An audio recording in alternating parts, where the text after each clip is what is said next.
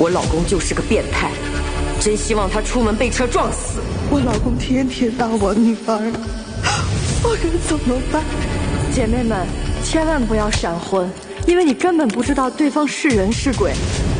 我被性侵了，还险些被杀，我很想忘掉这些可怕的事，可我怎么也忘不掉。霸凌别人的人都该去死。NPD 才是最该死的。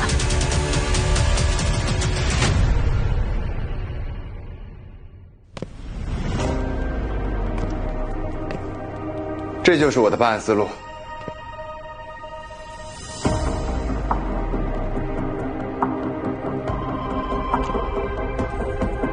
爸，我一定不会让你失望。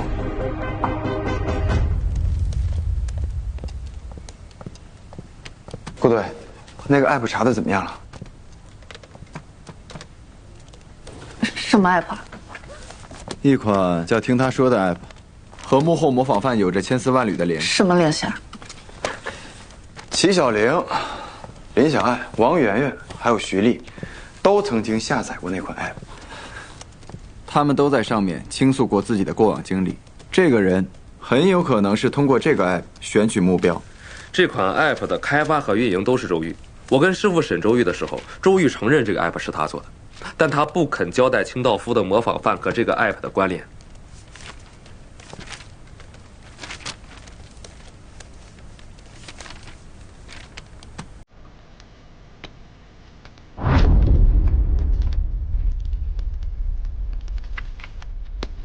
这上面怎么会有容易的 IP？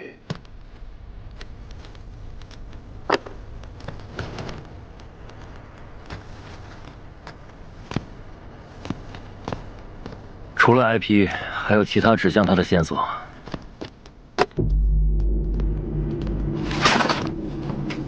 比如情杀张丽。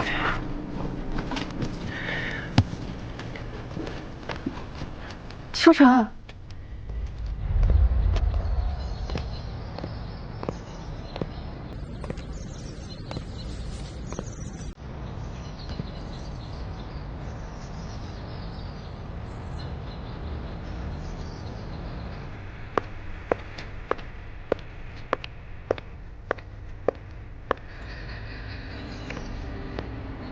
我就知道你会在这儿。有事吗？安荣又来给你送饭了，你去试探下他，看看有什么突破口。荣姨作为一名心理咨询师，她用那个 app 很正常，不代表她和清道夫就有关系，更不能证明她就是模仿犯。可是他有重大嫌疑。他是我唯一的亲人。那你爸呢？就在这，你当初怎么跟我说了？你说这个模仿犯跟清道夫有千丝万缕的联系，只要救出他，真相就会大白。但你别忘了，他也是清道夫案的受害者。他曾经被囚禁了1个月，还亲眼目睹清道夫杀了我爸。你告诉我，一个人的心理究竟要多扭曲，才能成为他最憎恨、最恐惧的那个人？我知道你们感情很深，但我们是警察，办案不能感情用事。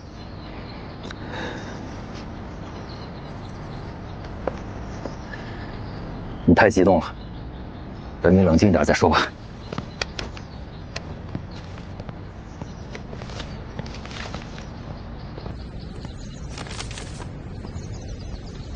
安荣，你曾是我最看好的学生，可你怎么会误入歧途？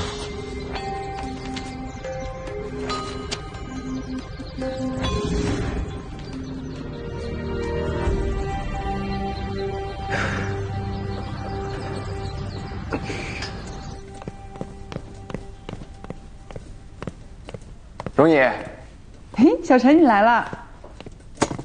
上次你给我带的馄饨啊，全让小翟他们吃了，我一个都没吃到。等你休息的时候，我去你家给你包。对了，荣姨，告诉你个好消息，我加入清道夫专案组了。小翟他们跟我说了，看来局里挺看重你的呀。但是我不管你加入哪儿，我只在乎你身体。你记得按时吃饭，别像你爸似的，一查起案子来就废寝忘食的。又没吃饭，拿糖顶饱呢。说来也挺奇怪的，我原来特别不喜欢这个糖，总觉得有一股药味。但自从我爸去世后，我也不知道为什么，突然就喜欢上了。这个糖还挺提神醒脑的。以前邱老师想戒烟，就经常吃这个糖。我们几个学生也都尝过，味道很特别。哎，荣妮，我最近也在看犯罪心理的书，想尝试分析一下这个模仿犯的犯罪动机。你有什么发现？我发现啊，这几个案子都有一个共同点，就是这些凶手曾经都是受害者，而且他们的遭遇啊，也都挺让人同情的。所以我怀疑，这个模仿犯之所以帮助他们，是不是也是因为同情？我相信很多人听完赵文母女的故事都会同情他们，包括我。我给晴晴做心理疏导的时候，也会带入我是赵文。我会想象，如果我是赵文，我是在多么无助、多么绝望的情况下，才会选择犯罪。其实每次见到晴晴，我心情都挺复杂。要不是我们抓了赵文，他也不会失去他唯一的庇护。他们也都是可怜人，只不过是想反抗，但选择了错误的方式，让自己走上了不归路。你放心吧，晴晴现在还不错，我每周都给她做心理疏导，她这个时间应该快到了。哎，对，还有一个事儿，你说这个模仿犯，他是不是也有一些不想回忆的经历？例如像我们这几个案件一样，家暴、性侵、校园暴力，甚至说是情感虐待。你先看看这本书，心理学上有个术语叫投射性认同。清道夫有可能把自己的一部分投射到了跟他类似受伤害的人身上，这样就可以诱导和指挥别人。研究表明 ，PTSD 患者暴力犯罪率会比普通人更高。安老师，邱小姐来了。晴晴，最近怎么样？我很好，这次期中考试我考了全班第1名。那有没有什么想吃的？哥哥带你去吃。我还想吃上次那家拉面。好了，小陈，我先带他进去。没事吧，容颜？没事儿，坐时间长了腿麻了。你在这坐会儿啊。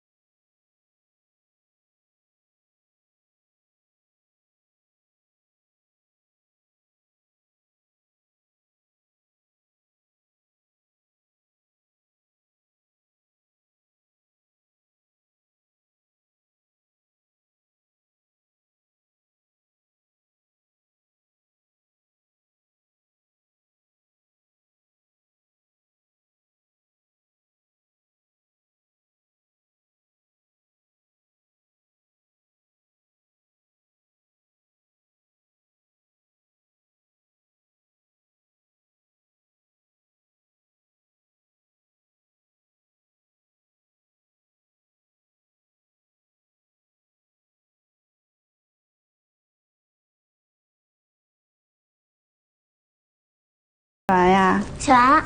写完了，这么厉害！我看看你拿了几本书来。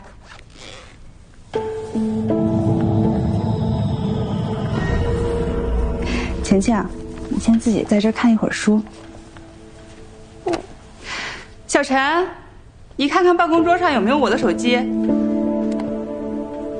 哦，我找一下。这年纪大了，总爱忘东西，我先过去了。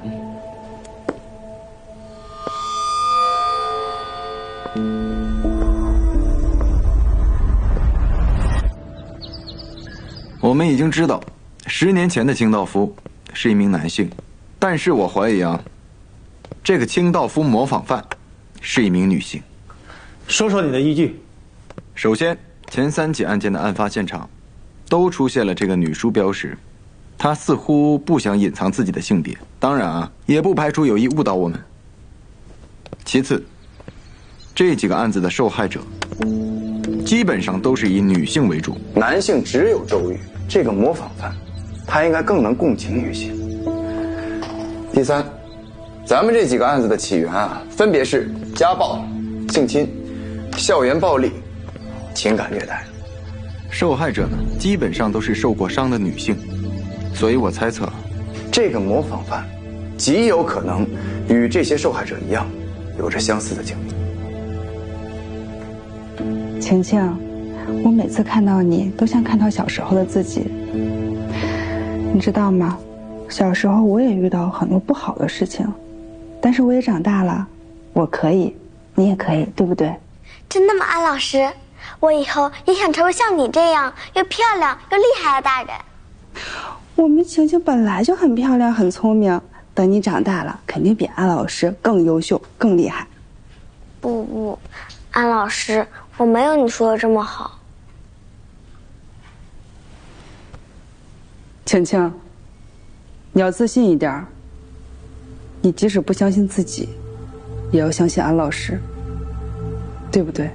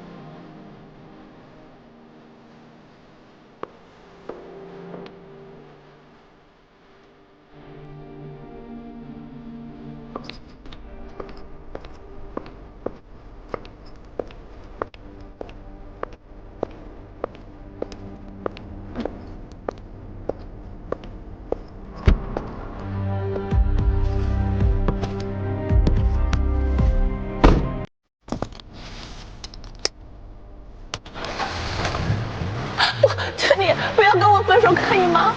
你别再纠缠我，我只是无聊玩玩你而已。我告诉你，男人都是很现实的，不像你们女人满脑子情情爱爱。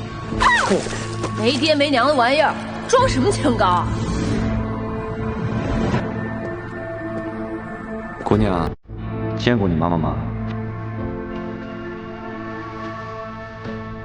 我认识你妈妈，我带你去找你妈妈好不好？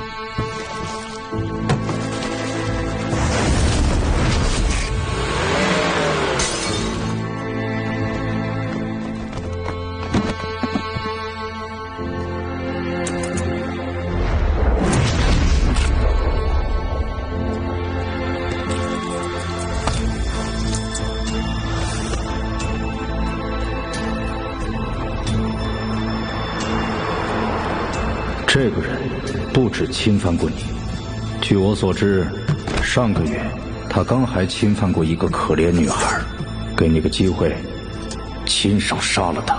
你想让我加入你？没错，你果然很聪明。他不仅伤害了你，这么多年，他不知道伤害了多少跟你一样的孤儿。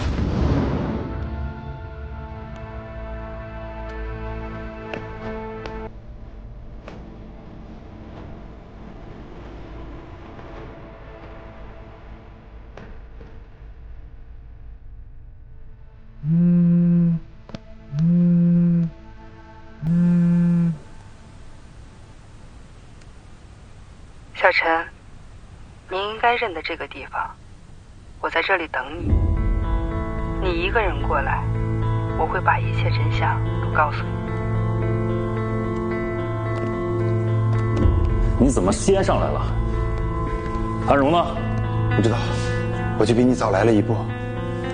看来他是跑了。走，赶紧通知队里，实施抓捕。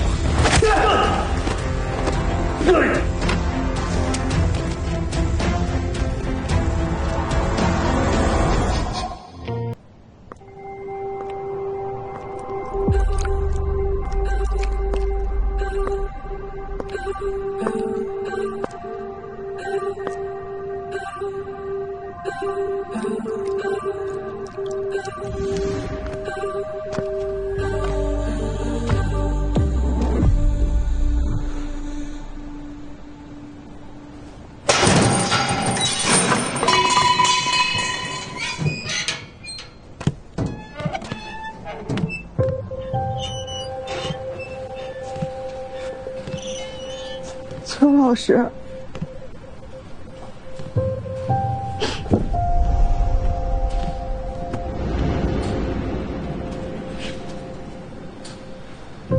你终于来救我了。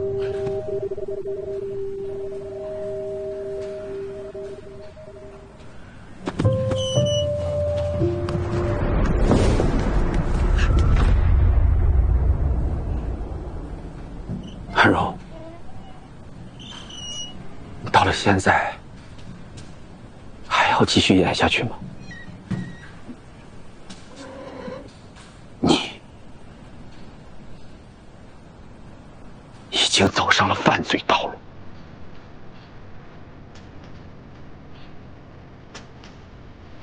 安柔，你太让我失望了。我只是想活着，我只是在维护我建立的正义，这些有错吗？你到现在还执迷不悟吗？啊！法律就是底线，任何人不能凌驾在法律之上。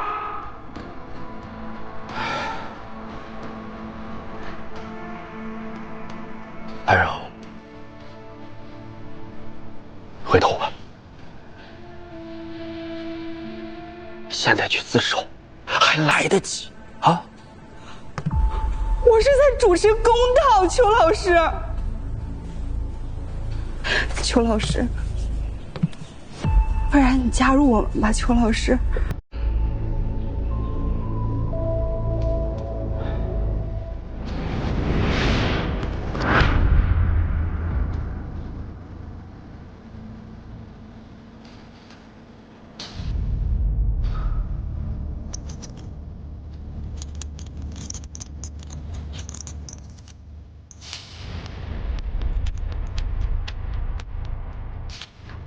你无药可救了，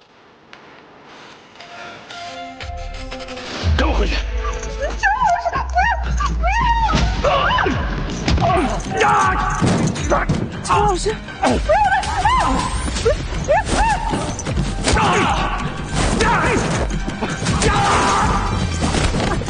邱老师，不要再打了！不要，邱老师。你自己做选择吧。你放手！安柔，不能走，你不能一次错再错了，你必须去自首。你既然不愿意加入我们，你就放手！走，安柔，别逃了，去自首。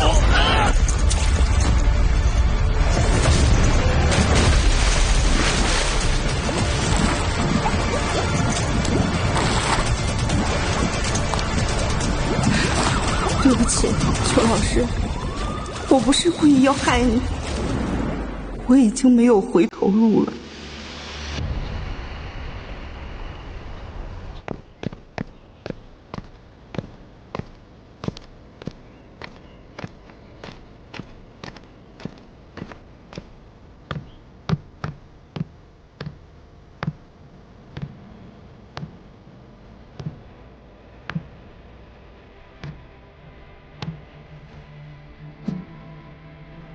爸，这里曾经到底发生过什么？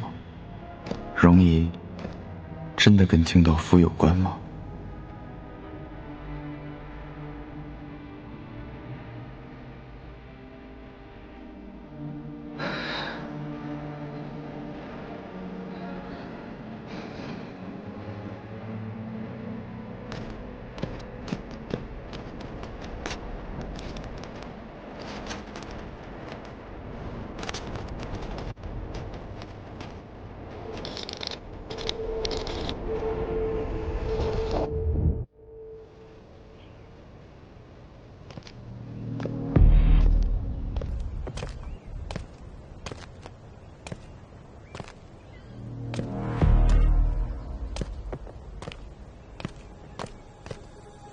小陈，别再往前走了。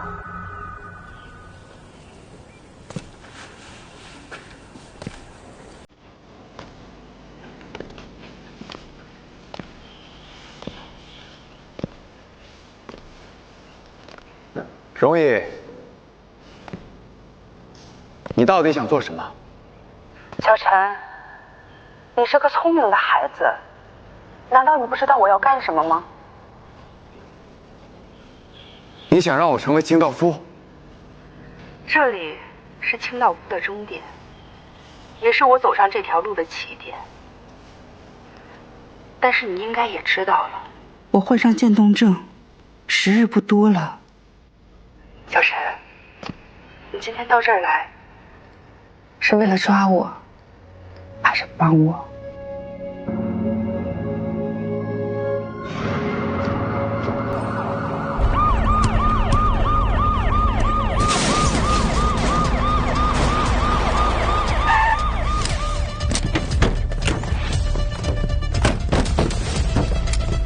顾雨明，你一个人走进来，工厂内外我都装了炸弹，让外面的人别乱动。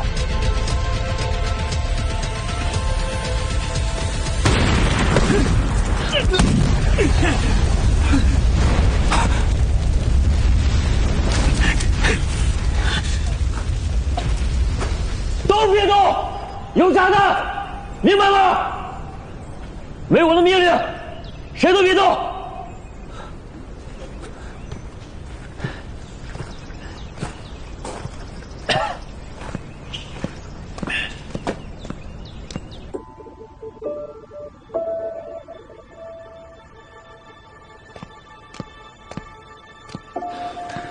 你来干什么？为什么答应我？我要是告诉你，我还能见到容姨吗？安荣，你知道自己在做什么吗？邱老师说过，法律就是底线，没有人能凌驾于法律之上，你忘了吗？法律？你跟我提法律？王媛媛、齐小玲、赵文母女被家暴的时候，法律在哪儿？林小爱、杨小梅被性侵的时候，法律又在哪儿？周玉被霸凌的时候，法律在哪儿？那些女孩被渣男情感操纵的时候，法律在哪儿？我遭遇这些的时候，法律在哪儿？法律？你跟我提法律？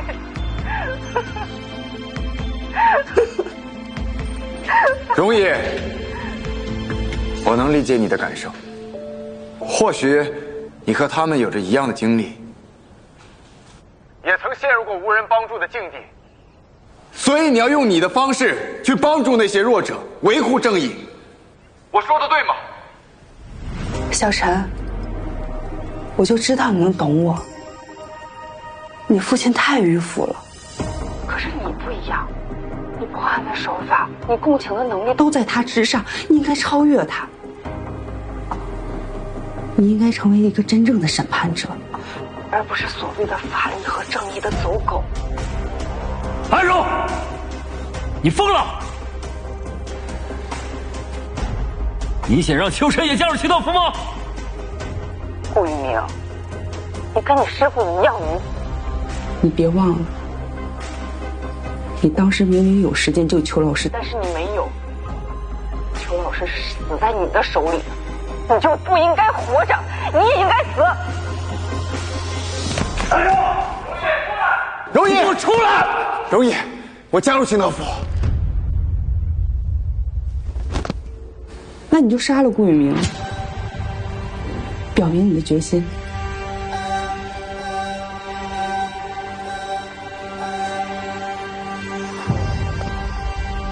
秋人，别上当，你要是走错了路，可就回不了头了。小陈，你已经回不了头了。从你打赢顾宇明拿走他的配枪开始，你已经走上了这条路。你想想，顾宇明要是活着离开这里，他能反悔？你还能继续当警察吗？别乱动！你是想让你的兄弟们给你陪葬吗？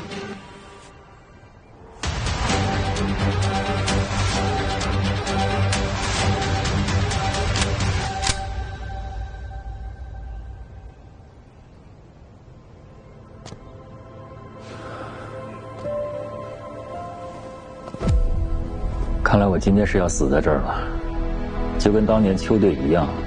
顾宇明，你闭嘴！小陈，我才给你1分钟时间。如果你不杀了他，我立刻引爆炸弹，杀了外面所有人。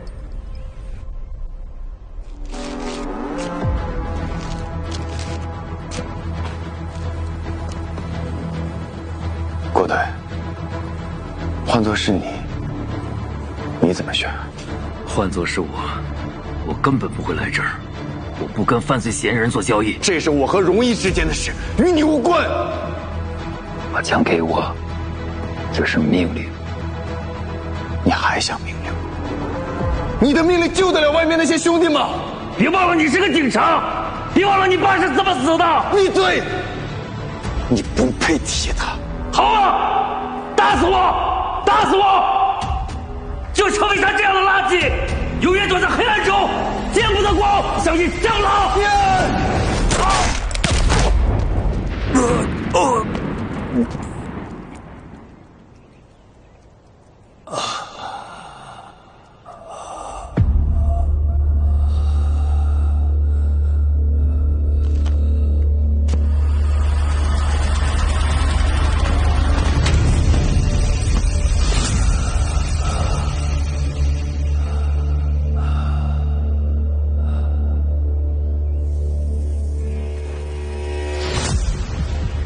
秋晨，恭喜你！恭喜你完成了成为清道夫的第1步。杀死顾一鸣只是你的第1关，现在才是你的最终考验。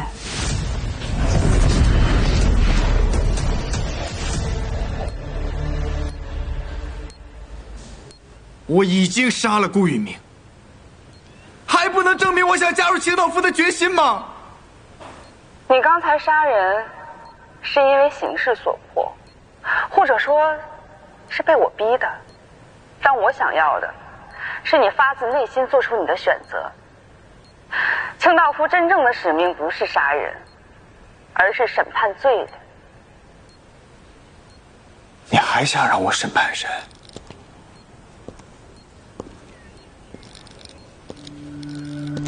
我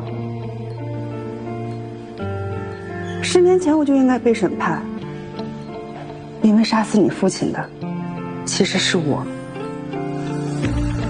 我一直在等待着，等你加入清道夫，等你来审判我。为什么会是你？我从来没有想过去杀邱老师。我本想着让他加入清道夫，我的法律和正义都是他教给我的，我以为我们是同一种人，但是我错了。他让我自首，就在这儿，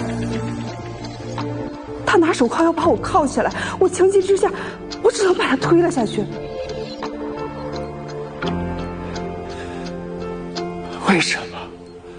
你告诉我为什么？任何人只要伤害到了别人，就应该被审判，包括清道夫本人。以牙还牙，以血还血，所以该审判的人是你。对，小陈，就是这样。清道夫面对有罪之人的时候不会心软。你已经杀了顾宇明，你已经没有退路了。闭嘴！闭嘴！不要再说了！你愤怒了，你就应该愤怒。这是每一个加入清道夫必须要过的心理关，也是最难的一关。只有纯粹的正义之心，在审判罪人的时候，才不会心慈手软。小陈，来吧，审判开始。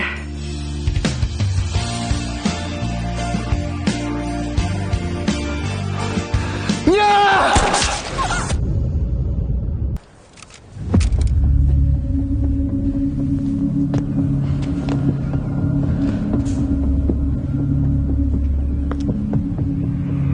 橡胶子的，你跟你爸一样让我失望，你不该骗我。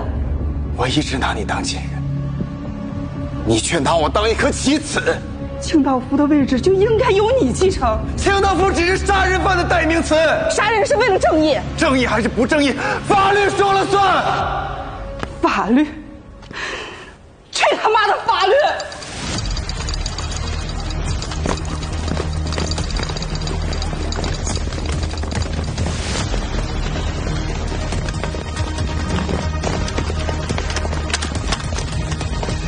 打手！炸弹已经被拆除了，这回你跑不了了。那你们也太小瞧我了。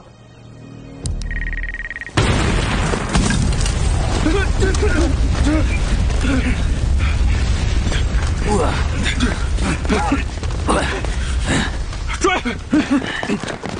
我俩演得这么好，还是没骗我的。他没有亲友，你觉得他会跑哪儿去？他说晴晴的经历和他很像，而且一直把她当女儿。我觉得他走之前会去见晴晴。不行，我得马上派人盯着晴晴。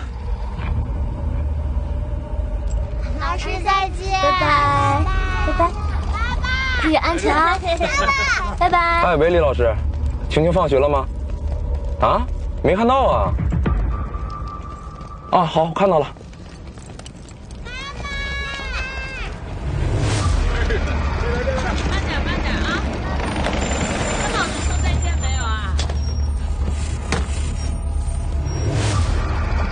下车！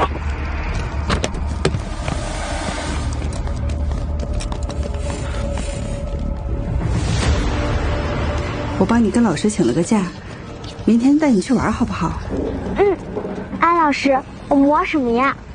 玩，你玩过剧本杀吗？没有。剧本杀是什么？好，家我们吃什么？你去里边找一下。喂，师傅，我把晴晴跟丢了。是。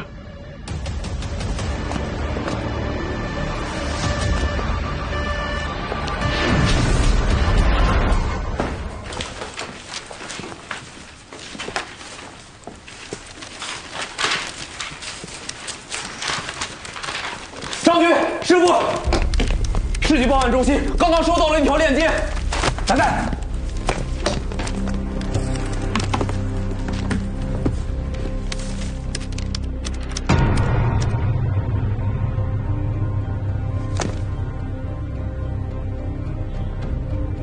是晴晴，都怪我。秋神早就想到安柔会带走晴晴，我昨晚一直在校门口盯着，我没想到他能在我眼皮子底下把晴晴带走了。太嚣张了！你们看看，这是对我们警察乃至整个司法系统赤裸裸的挑衅。如果我们抓不住他，我们对得起我们身上这身警服吗？对得起党和人民对我们的信任吗？快去追踪信息来源。师傅，我已经查过了，信号经过了10几个国家的代理服务器，我根本查不到源头。继续查呀！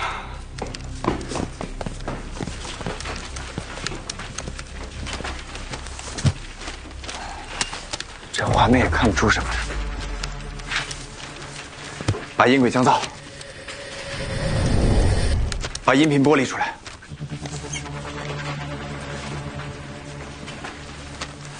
过滤掉呼吸声，背景音增强，大家安静。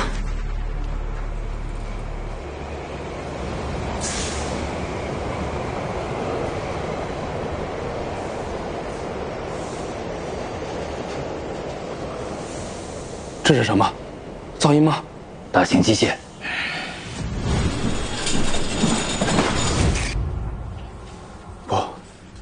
不是机器。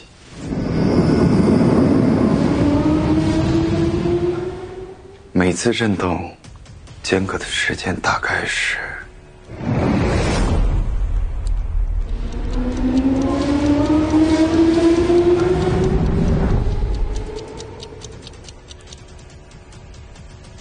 7分钟。7分钟。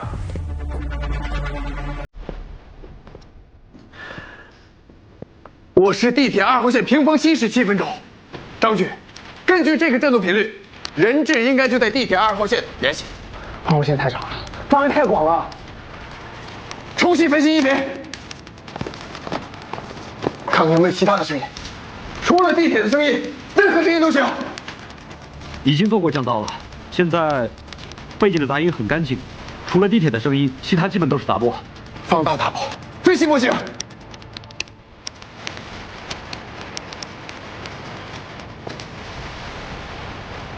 戴上耳机，把所有的声音都分辨出来。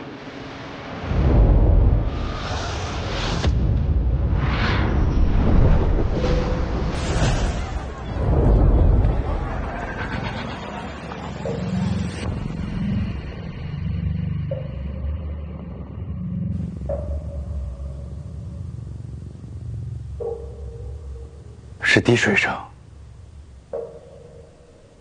有一段很微弱的、频率固定的滴水声，每3秒一次。我市地铁2号线有没有常年渗水的记录？找到了，2号线 K17号隧道，5年前因为地面施工破坏了防水层，常年有地下渗水现象。维修报告显示是已经废弃的红星机械厂2号车间的地下泵房。同志们，对方要和我们玩一场猫捉老鼠的游戏，他以为他是猫，但我们才是猎人。桂明，到，你马上带人到红星机械厂2号车间的地下泵房，快！是。张局，我申请和顾队一起。我了解情形，能够快速的完成搜救工作。好，走。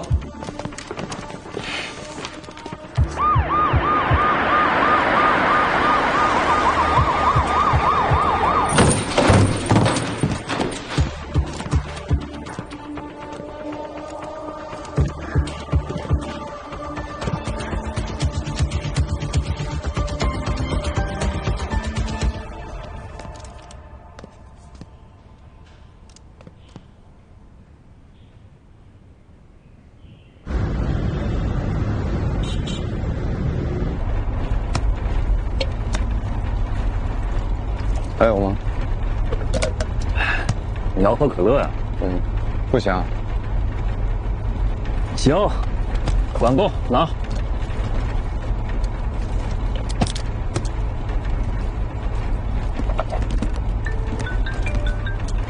你说，师傅，对方发来一段新的监控视频，他把人质转移到了另一个地方。我把视频发给秋晨。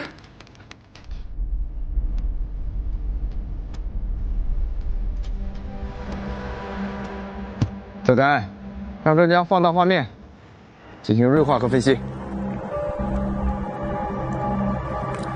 这种均匀细腻的粉末，还有这些瓷砖断面的切割痕迹，是典型的陶瓷加工厂产生的粉质。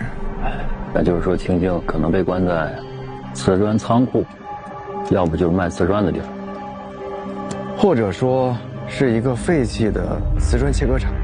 这种工业环境下，墙壁最容易积满这种特制的陶瓷粉尘，而且那个标志很有可能来自切割设备，或者说是搬运工具。范围太大，能不能缩小范围？小翟，放大那个标志，再做一次图像增强，尝试匹配所有在城东区注册过的相关企业还有加工厂，包括已经注册报废的。这个技术组刚才试过了，数据库里没有完全匹配的。那就查老旧的工商档案，查产业园区的变迁记录，还有标志有磨损，很有可能是很多年前的老厂房。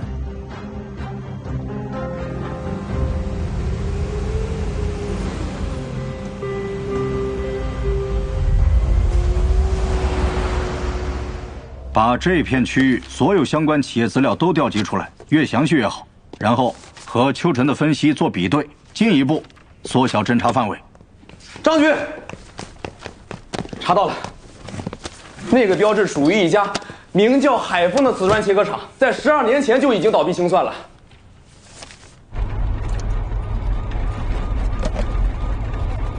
我还是觉得他有其他的目的，他可能不是真的想绑架青青。那你觉得他到底想干什么？为自己逃跑争取时间。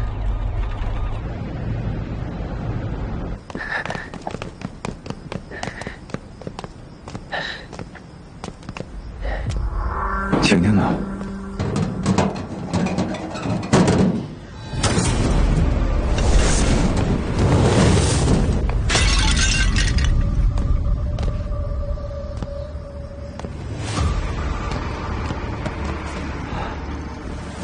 不用找了，青青应该不在这儿。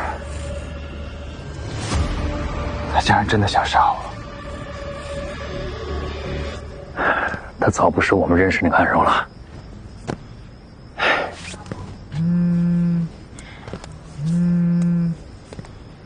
喂，小翟。好，我现在开。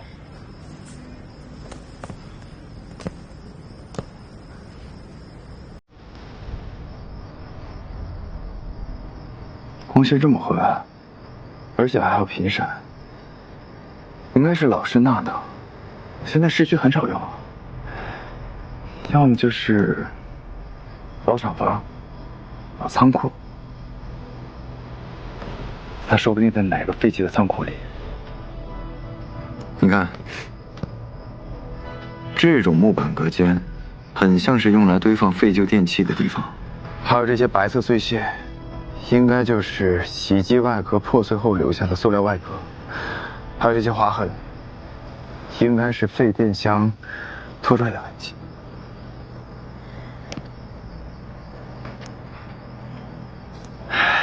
小翟，陈哥，调查显示，这片区的好几家二手家电回收站都已经关停了。既然是用老式纳灯，那就从最老的一家回收站开始调查。飞马二手家电厂，他们还在用老式电路，能够匹配高压纳灯。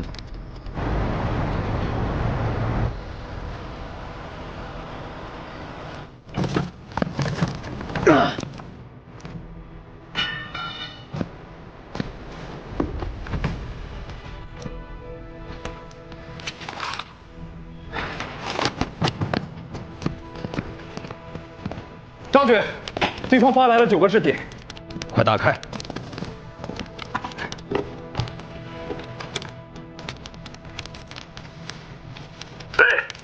秋晨猜的没错，这些是安荣提前做好的假视频，目的就是迷惑我们，转移警力，给自己的逃亡争取更多时间。师傅，那晴晴到底在哪儿？你再打电话给学校问问。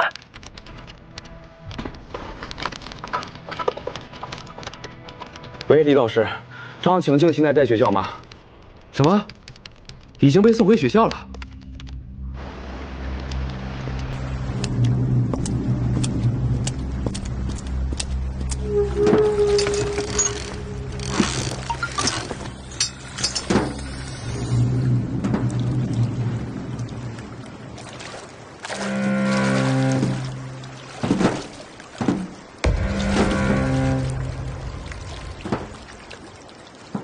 你怎么找到这儿的？还记得听他说那个 app 吗？那个 app 不仅是你选取目标的工具，更是你的人脉资源。部队，后边停。什么？后边停，那边我就不去了。你不去了？你们去找晴晴，我还觉得他要跑。为什么？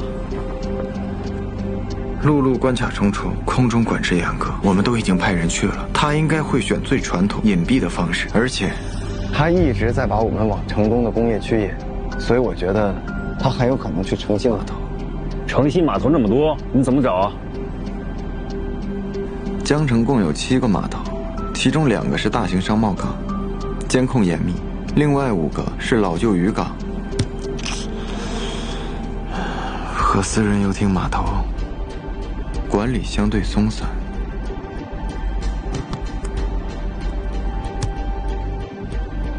小翟，你让技术人员交叉对比2批数据。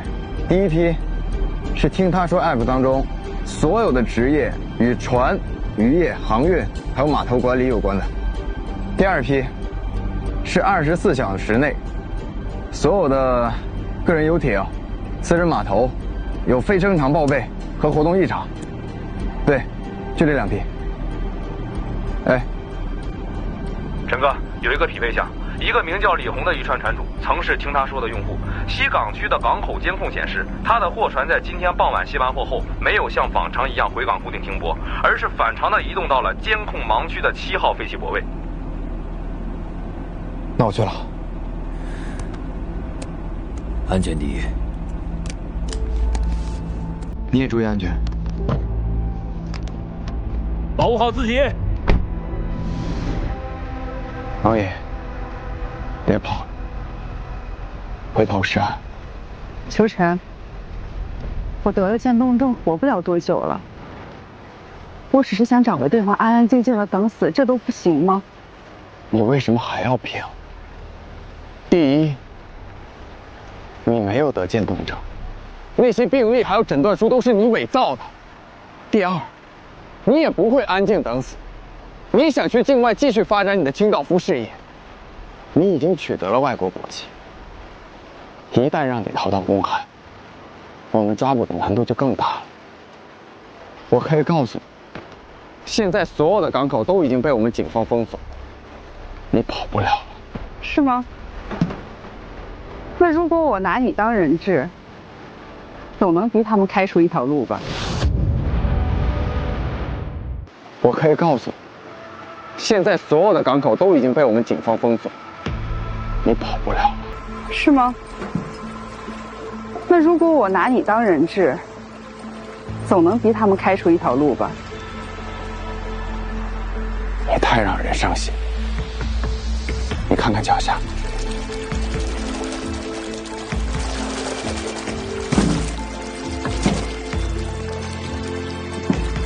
你干的？没错。你为了抓我，拿自己的命当赌注。对你来说这是赌注，但对我来说不是。我在化工厂就可以杀了你们，但是我没有。你为什么步步紧逼，就是不肯放过我？容易，别忘了，就在今晚，你在海丰公司设下陷阱，想要杀我。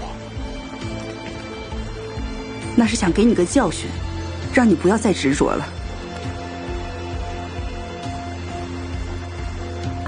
我和你不一样，我不会让自己被仇恨的。我之所以这么做，是因为我的职责。职责？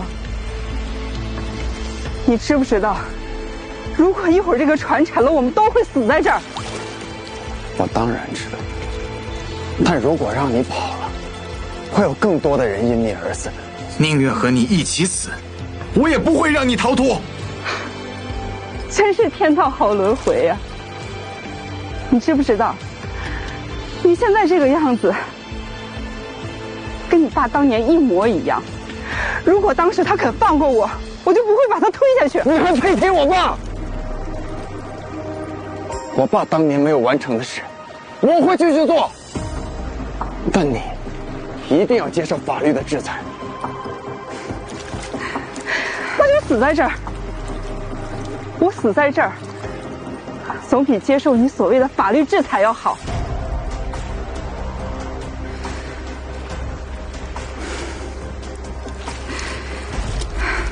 你分析的没错，我确实是在听他说 App 上筛选目标。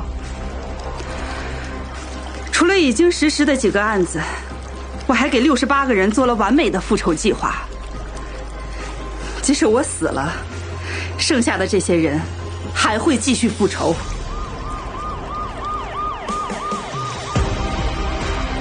我们会尽全力阻止犯罪发生，即便阻止不了，我们也会将所有的罪犯绳之以法。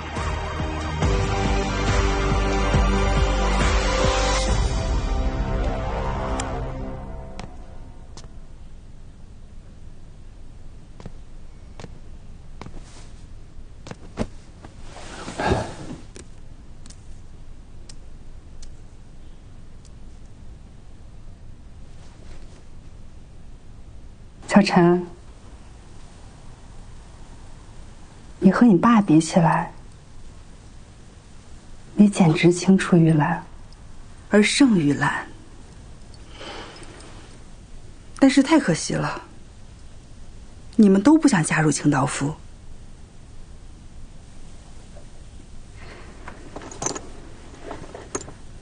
我很好奇，你从什么时候开始怀疑我的？毕竟你隐藏的这么好。王屋村碎尸案的时候，我就已经开始怀疑你了。我们调查了从青纱帐里挖出的那2具骸骨，检测出其中一个女孩是一个孤儿，在江城福利院长大。考上大学后，有一个人曾定期资助他，而那个资助人就是你。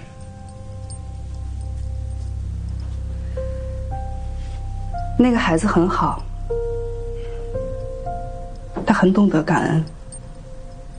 每逢节假日，他都会给我打电话问候我。所以当他失联3个月的时候，我就意识到他出了意外。我想方设法地调查他的下落。后来他室友告诉我，他去了一个叫王屋村的地方。我到那里没有找到他，但是遇到了逃出来的李招娣，也就是后来的林小爱。救救我！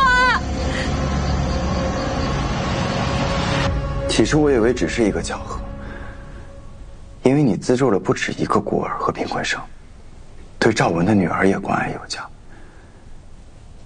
直到那天我们去吃饭，晴晴，你想吃什么？哥哥给你点。我要大份拉面，要多加面、多加肉、多加汤。那不就是2份吗？1份。老板，2份拉面。好嘞。哎，今天作业写了没？写了呀。让我看看。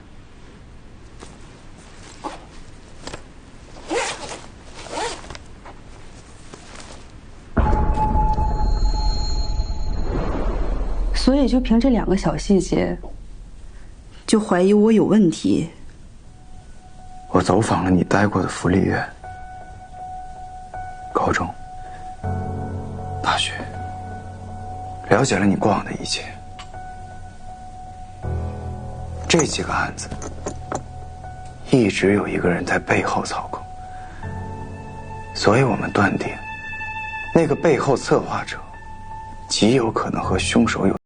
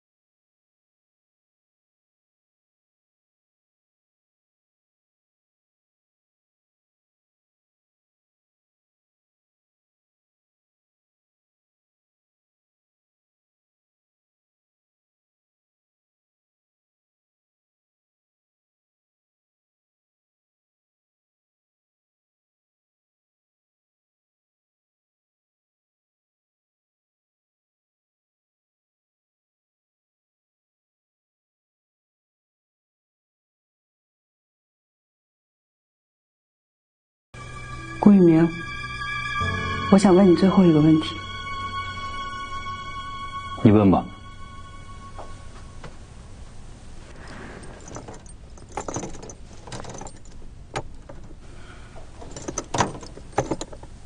我对邱老师付出这么多，他真的没有动过心吗？邱老师，哎呦，你怎么来啊？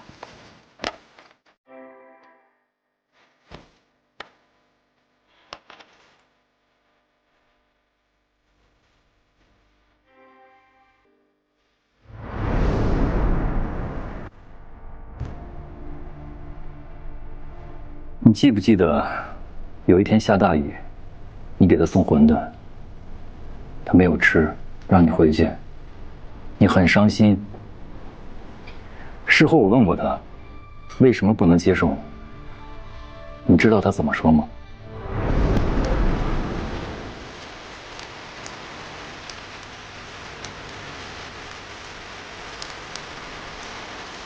看电影了哈，师傅。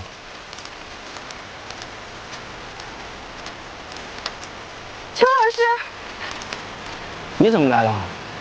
我怕你没吃饭，特意给你做了馄饨。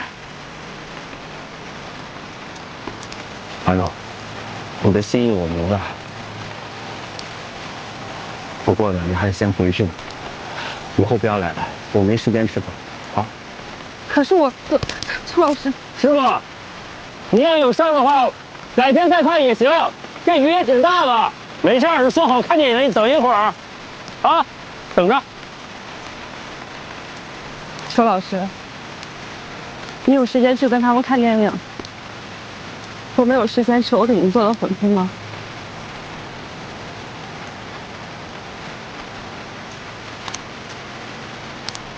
安柔，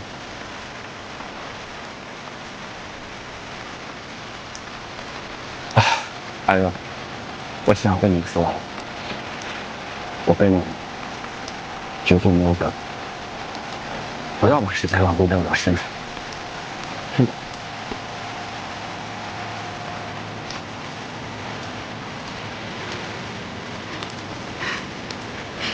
安柔，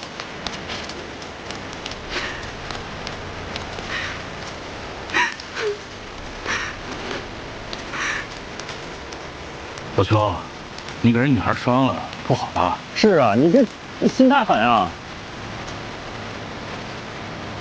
那爸，我要是心不狠，我以后就会伤害他。我什么年龄了，还带着一个孩子，人家呢这么年轻，未来路还长着呢，值得更好的。你懂什么？你懂？就这样吧。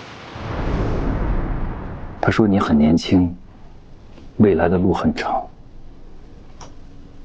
他不想耽误你。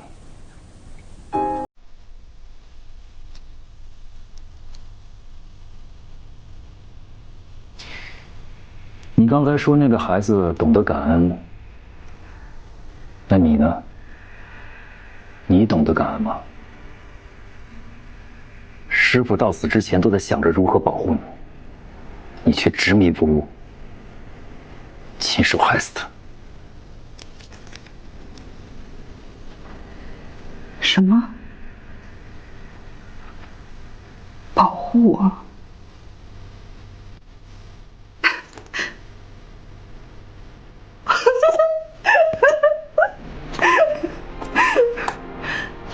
你撒谎！你们都撒谎！他保护的是迂腐的法律，是他的可笑的面子。你们都在撒谎！他怎么可能会保护我？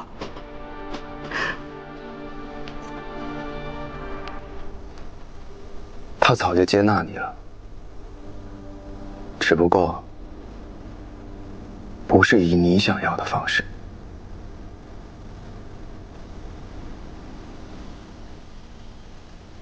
我和我爸早就把你当家人了。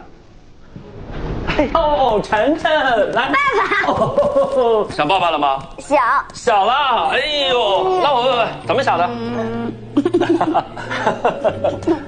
阿肉，谢谢你啊，帮我照顾晨晨。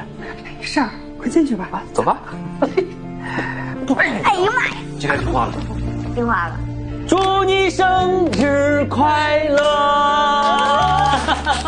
生日快乐！晨晨，许个愿。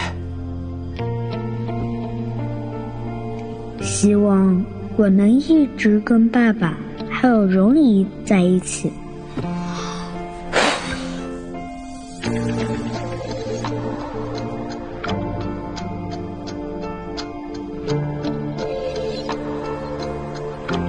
最不肯接纳的是你自己。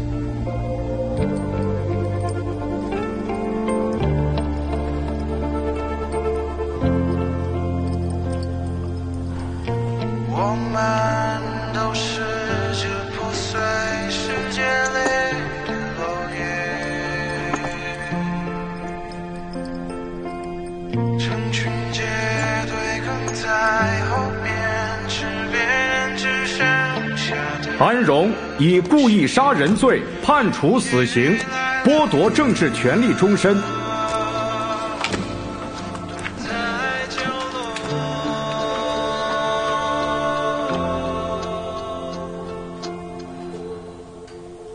我不过是一口燃烧下的蚂蚁，不能可视着它那糜烂的身体。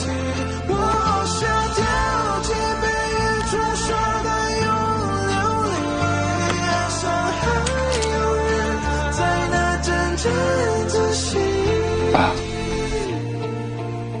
清道夫的案子破了，不用感谢了。以后我也会好好生活的。